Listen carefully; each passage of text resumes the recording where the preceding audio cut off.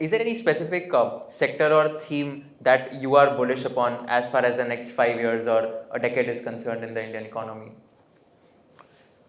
So generally the sectors that we continue to feel very positive about are consumption-driven sectors, including credit-driven sectors. So remain bullish on BFSI, although I know that one segment within that, the non-banking finance companies, particularly those that are lending to unsecured sectors, unsecured loans, and particularly those that are in the microfinance or short-term personal loan category, are going through some stress at this point of time. But generally, banking financial services is a very good sector. Generally, consumption is a very good sector. But the two that I would like to talk about today are manufacturing and digital growth and AI development in India. There's a very interesting article that appeared, I think it was on this Monday, the Monday that went by, in Economic Times by a gentleman called Vivek Wadhwa, no relative of mine. I know him well. I meet him. He's a super genius. He's an absolute super genius. Please do, youngsters, please do track Vivek Wadhwa and his writings. He is really a futuristic thinker in that sense.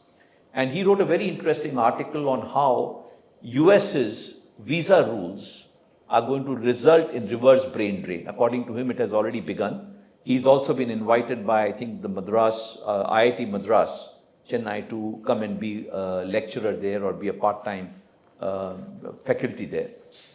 But more importantly, what he is saying, and I tend to believe him to be right, is that whereas US has led, we don't talk about China because we really don't have enough information on what China is doing. But let's not underestimate the power of China and the work that China is doing in terms of artificial intelligence and creating next level of intellectual capital.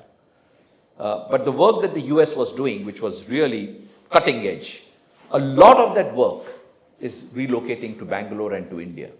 I would like to believe that unlike in the technology space, where India got the lower end of the value chain by just doing body shopping, when it comes to developments in the AI space, India is capable and India has already recognized its competitive position, and India will continue to develop cutting edge technology.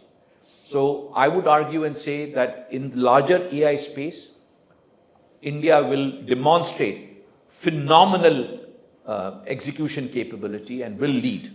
It's just a matter of time. In the next 3-5 years, you will see how it develops. After all, quick commerce was born in India, right? I mean, e-commerce may have been born in the United States, but quick commerce was born in India, and the rest of the world will see the impact of that quick commerce.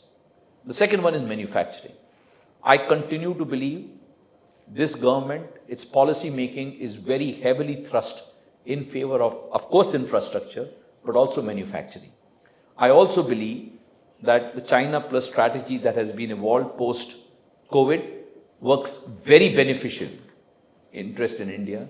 But I think what will now top everything is the Trump legislation. I personally believe that whereas Trump will probably levy duties across board, there will be penal consequences of importing from China and related countries.